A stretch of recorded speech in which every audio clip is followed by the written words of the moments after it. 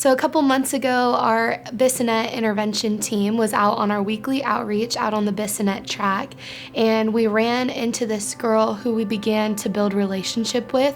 One of our volunteers sat down with her, and she began to tell us her life story about how she had a broken relationship with her family, specifically with her mom, and how it had been really rocky, especially since she entered the life of prostitution and of trafficking. They hadn't had much of a relationship.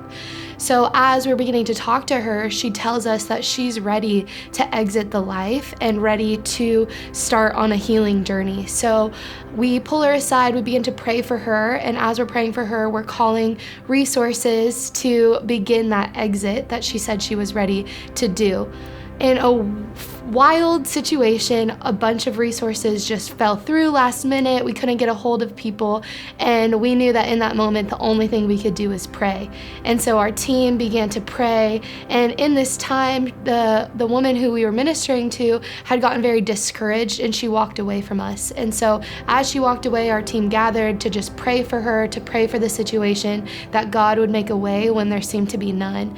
And as we prayed, one of our volunteers felt really strongly that we should actually pray for reunification with her family.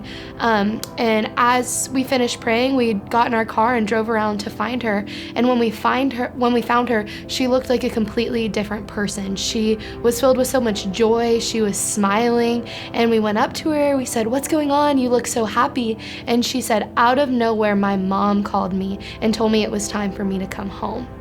And it was just this really beautiful moment that showed that God has plans bigger than what we can imagine sometimes. He was in the process of reunifying a family, and it just showed how powerful prayers are in the moment, and that sometimes when resources aren't working out, there's always a heavenly way that we can tune into.